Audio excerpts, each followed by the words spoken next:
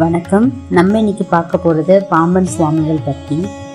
பாம்பன் சுவாமிகள் ராமேஸ்வரம் என்ற ஊரில் பிறந்து வடமொழி தமிழ் மொழி என இரண்டிலும் புலமை பெற்று ஆறுமுகனை வழிபட்டு வந்த ஒரு தமிழ் துறவி ஆவார். திருஞான சம்பந்தர் அருணகிரிநாதர் வழியில் சித்திரக்கவிகள் எழுதியுள்ளார். தனது வாழ்நாள் முழுவதும் தமிழுக்கும் சைவ நெறியாகிய குக பிரம்ம நெறிக்கும் தம் பாடல்களாலும் சாஸ்திரங்களாலும் தொண்டாற்றினார். முருகனின் வழிபாடாக இவர் இயற்றிய பாடல்கள் 6666. இவை 6 மண்டலங்களாக பிரிக்கப்பட்டுள்ளன. இவர் இயற்றிய சண்முக கவசம், பரிபூஜன பஞ்சாமிர்த வண்ணம், குமாரஸ்தவம் போன்ற பாடல்கள் புகழ் பெற்றவை. பாம்பன் சுவாமிகள் மே 30, 1929 ஆண்டு அன்று சமாதி அடைந்தார். அவரது சமாதி கோவில் சென்னை திருவான்மியூரில் உள்ளது. ஸ்ரீமத் சுப்பிரமணியதாசர் சைவ பார்ஜிரியார் சச்சிதானந்தன் பிள்ளை என்பவர் பாம்பன் சுவாமிகளின் சீடர் என்று கூறப்படுகிறது.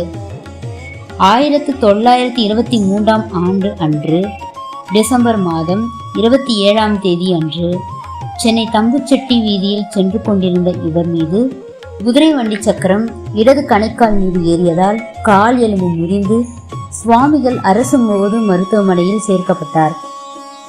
இந்த விபத்து நடந்தபோது பாம்பன் சுவாமிகளுக்கு வயது 73. ஆங்கிலேய மருத்துவர்களால் குணமடைவது கடினம் என்று கூறி கைவிடப்பட்டார்.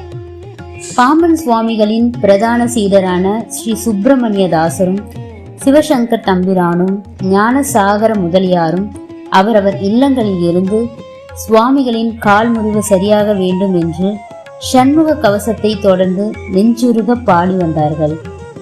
இவர்களில் சுப்பிரமணியதாசர் பாடி வந்த ஒவ்வொரு சமயத்திலும் ஏரகத்தேவன் என்றால் இரு முழங்காலும் காக்க என்ற வரிகளை சொல்லும்போது பாம்பன் சுவாமிகளின் கால்களை 3 வேல்கள் தாங்கிக் கொண்டிருக்கும் காட்சியை கண்டார்.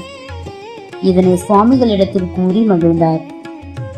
பாம்பன் சுவாமிகள் மருத்துவமனையில் இருந்து 11வது நாள் 2 மயில்கள் ஆகாய வெளியில் நடனமாடும் அற்புத காட்சியை கண்டார். அதன் பின்பு மற்றொரு நாள் செந்நிற குழந்தை வடிவில் முருகப்பெருமான் தமது அருகில் படுத்துக் கொண்டிருந்த காட்சியையும் கண்டார். இந்த அருள் நிகழ்ச்சிகளுக்கு பின் பாம்பன் சுவாமிகள் கால் முறிவு குணமாகி பூரண நலம் பெற்றார். பாம்பன் சுவாமிகள் மயில்களின் திருநடனத்தை கண்ட காட்சியையே மயூர சேவன விழா என ஆண்டுதோறும் மார்கழி மாதத்தில் சிறப்பாக கொண்டாடி வருகின்றனர். சென்னை ராஜீவ்காந்தி அரசு பொது மருத்துவமனையின் மன்றோ வார்டில் பாம்பன் சுவாமிகளின் திருவுருவப் படம் மாட்டப்பட்டும் இந்த அற்புத நிகழ்ச்சியை பற்றிய பதிவுகளும் உள்ளது என்று குறிப்பிடத்தக்கது.